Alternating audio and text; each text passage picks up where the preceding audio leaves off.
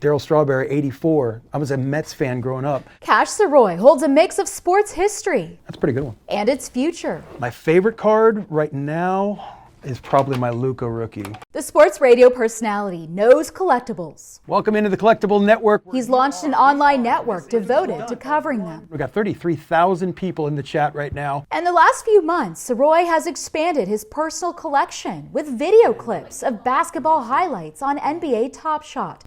That's where collectors can buy a digital pack. Some go for $9, others closer to $1,000.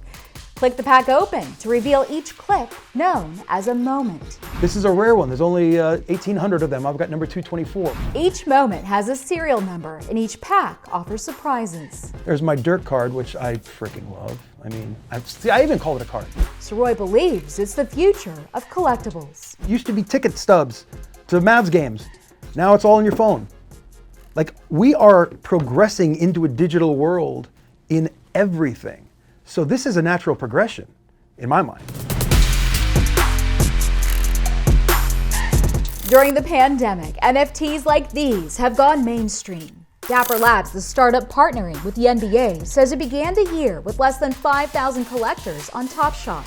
By mid-April, the number ballooned to around 460,000. To understand why you're hearing more about NFTs, you need to know what they are. They're non-fungible tokens. Fungible means interchangeable, like regular money. For example, 4 quarters hold the same value as a dollar bill. Non-fungible means it's one of a kind. And non-fungible tokens can be just about anything: video, audio, art, even newspapers. We've had covers, we've had spreads, and these things are basically moments. The Dallas Weekly, a Black-owned publication, plans to offer NFTs of select future covers created by artists to support their work and the Black press. It was really a tangible idea to make some commission, and it's another avenue of revenue for us.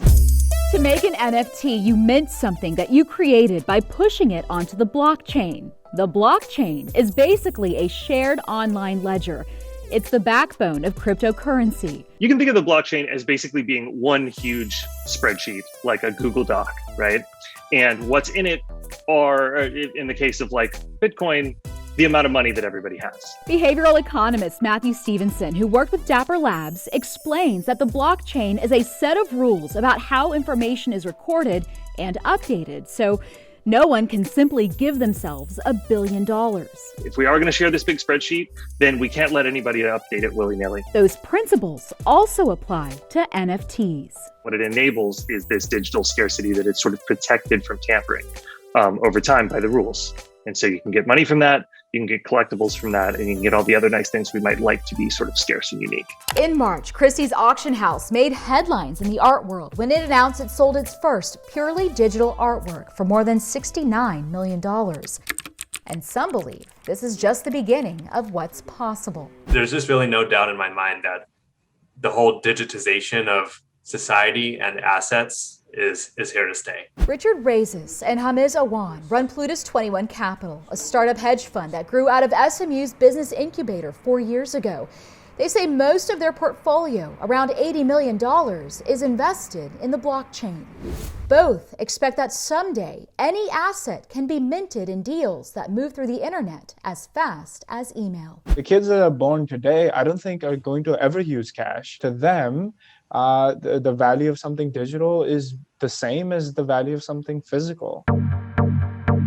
NFTs are not regulated like your bank account. There are few protections. Kathleen Tully, an attorney with the FTC, is especially wary of any promise of getting rich quick with NFTs. We tend to see scams pop up in areas like that, especially newer types of markets. And some consumers tell NBC5 Responds they've run into other complications. I probably spent about a month pretty heavily investing in it, both from a money perspective and time perspective.